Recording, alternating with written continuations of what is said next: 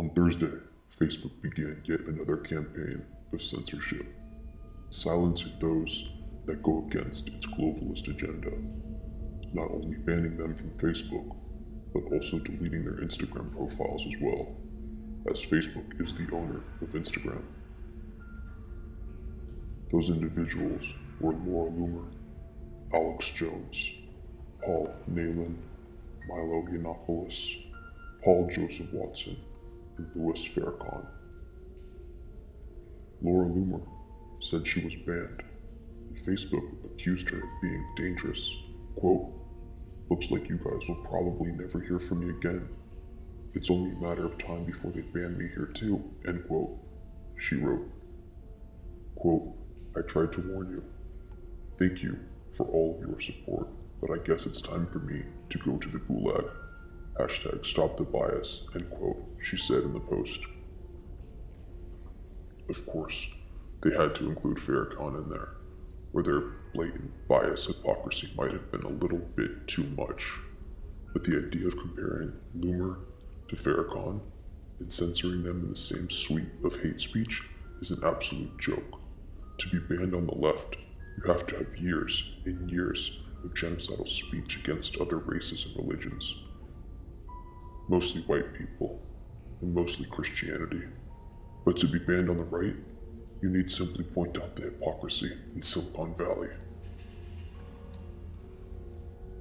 From an article in the Washington Post. After years of pressure to crack down on hate and bigotry, Facebook has banned Louis Farrakhan, Alex Jones, and other extremists, saying they violated its ban on dangerous individuals. What is extremism? This loosely defined word allows tech companies to hide behind their bias. Anyone can be accused of extremism, but there is no criteria nor quota needed to be met. You just have to piss off enough people in higher places, or be politically insensitive enough. I think Farrakhan is a pile of shit, but I don't support them silencing him either. No censorship is right. But let's be clear here. They didn't censor Farrakhan because he's too extreme for them. They did it for the optics. They are noticing that the people are waking up to their clear bias against conservative groups and how they hide behind buzzwords like hate, bigotry, extremists, as noted by the Tim Pool Jack Dorsey interview on Joe Rogan. This time, they had to pretend to be removing hate in general, as opposed to cherry-picking hate where they remove the loud voices of the right and say they did it for the betterment of humanity. The tech companies will ban Proud Boys, but allow Antifa and Black Lives Matter to run free?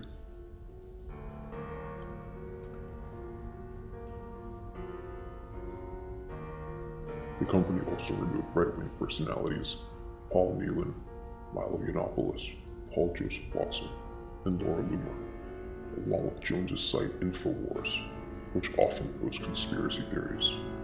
The latest ban applied to both Facebook's main service and to Instagram, and extend to fan pages and other related accounts.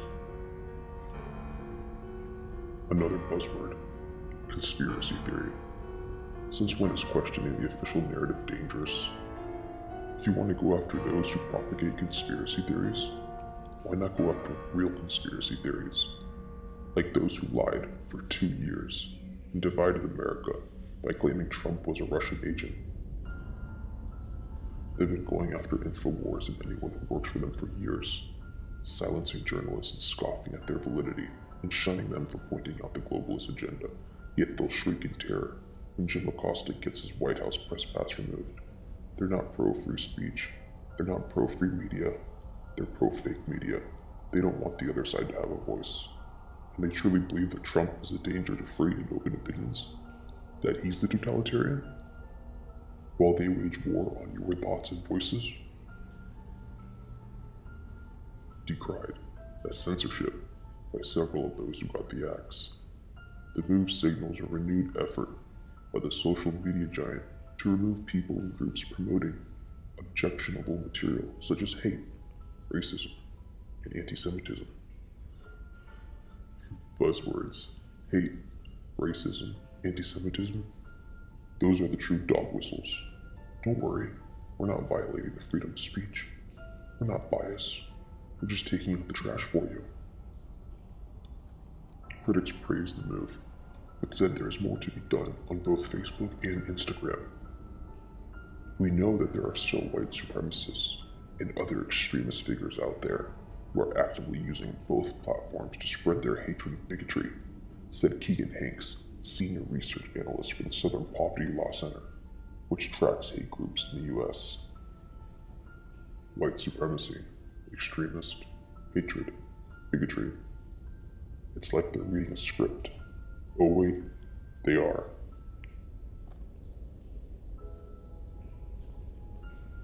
Liberal billionaire George Soros bankrolled a massive hate crime database that is used by more than 100 media partners, including Google News Labs, New York Times Opinion, and ABC News, to report alleged hate crimes, according to tax documents and interviews. The database, launched following the election of President Donald Trump, is unverified and receives stories of alleged hate from the likes of the left-wing Southern Poverty Law Center, an organization currently in upheaval over charges of institutional racism perpetrated by its recently fired co-founder, Morris Dees, and the Council on American Islamic Relations, a Muslim civil rights group that was previously listed as an unindicted co-conspirator of terrorism. Media partners involved in the initiative have access to the unverified database and use it to report stories of hate in the Trump era. ProPublica, an investigative reporting nonprofit based in New York City, launched a project known as Documenting Hate in 2017. The New York Times backed the project in January 2017. Editorial: Why we need a project to document hate crimes. Reliable data on hate crimes is hard to come by, as reports of racist, anti-Semitic, and Islamophobic harassment and attacks poured in after the election of Donald Trump. Many Americans wondered whether they represented a nationwide increase in hate crime. The Times editorial board wrote, while the Southern Poverty Law Center saw a dramatic increase in reports after the election, it's not yet clear whether this indicates a nationwide trend.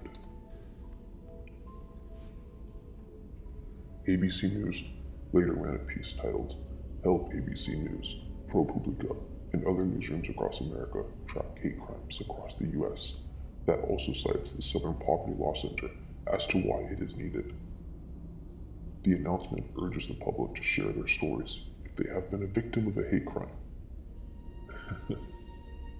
The project received hundreds of thousands of dollars in funding from George Soros' Foundation to Promote Open Society, according to the group's most recent tax forms.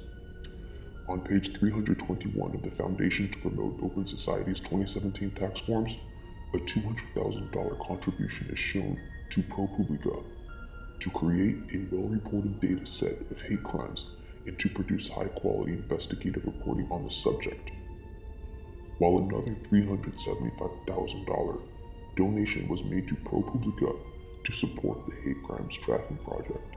Soros gave $200,000 more to the group, which was split between general support and a separate initiative on online price discrimination. Soros vowed to put $10 million into combating hate crimes following Trump's election. Meaning, George Soros and his foundation to promote open societies, one of his foundations, spends money to create secret databases that they claim are filled with examples of hate crimes, and then they use that database to sell to media outlets to fill the airwaves. Facebook has previously suspended Jones from its flagship service temporarily. This suspension is permanent and includes Instagram. Twitter has also banned Loomer, Jones, and Yiannopoulos, though Farrakhan, the leader of the Nation of Islam, long known for provocative comments widely considered anti-Semitic, still had an account Thursday. So did Watson, who rose to popularity as editor-at-large at InfoWars and has nearly 1 million followers on the site. That was their test run. They wanted to see what would happen when they banned him. Then they brought him back, knowing they would permanently be banning him soon. It's a common psychological tactic. It dulls the reaction. It's less shocking. If you take something away from someone, then give it back after making them wait for it, and finally take it away again, their energy and outrage are already withered and deflated. It becomes old news. Facebook said the newly banned accounts violated its policy against dangerous individuals and organizations. The company says it has always banned people or groups that proclaim a violent or hateful mission, or are engaged in acts of hate or violence, regardless of political ideology. Only that's a complete lie. Hate preachers, like the Pakistani cleric Kadim Hussein Rizvi, spiritual leader of the extremist group Durga Muhammad Jihad, spreads anti-Christian rhetoric to thousands of followers of the network. Rizvi was behind massive demonstrations to demand the death penalty for Asia Bibi, a Christian mother of 5, accused of blasphemy by a Pakistani court, and was sentenced to death by hanging in 2010, before being acquitted last year. He also praised the murder of Muslim shopkeeper Asad Shah by Islamists in Glasgow in 2016. Hamas, as well, is alive and thriving on Facebook. Hamas being the terrorist organization who seeks the downfall and death of the United States of America, as well as extremist groups like Goat Lovers United and the Muslim Brotherhood are very active on Facebook. Ayat Orabi, the Egyptian blogger linked to the Muslim Brotherhood living in the US, also has a free pass to promote hate speech. Hate speech is alive and thriving on Twitter. It's just hate directed towards the right. So that hate is protected by our corporate overlord masters. It added that when it bans someone under this policy, the company also prohibits anyone else from praising or supporting them. In this case though, the company said people can speak positively about the 6 banned individuals as long as what they're saying otherwise complies with Facebook policies. Has anyone in Silicon Valley actually read 1984? We throw Orwellian around a lot, but this is actually 1984 Orwellian. Other people on the platforms will still be able to praise the removed users who didn't promote violence and aren't members of organized hate groups, said Facebook. But users won't be allowed to promote those who did violate those rules. Events, pages, or groups associated with the individuals will also be removed from the platform. You may not talk positively about people whom your corporate overlords do not like, or else you will be deplatformed. You must comply with Facebook policy. For years, social media companies have been under pressure from civil rights groups and other activists to clamp down on hate speech on their services. Following the deadly white nationalist protests in Charlottesville, Virginia in 2017, Google, Facebook, and PayPal began banishing extremist groups and individuals who identified as or supported white supremacists. In other words, special interest groups funded by political pawns and their overlords have used proxy companies disguised as civil rights groups to ban, censor, diminish, delegitimize, and ultimately censor the other side of the aisle. It is not clear what events led to Thursday's announcement.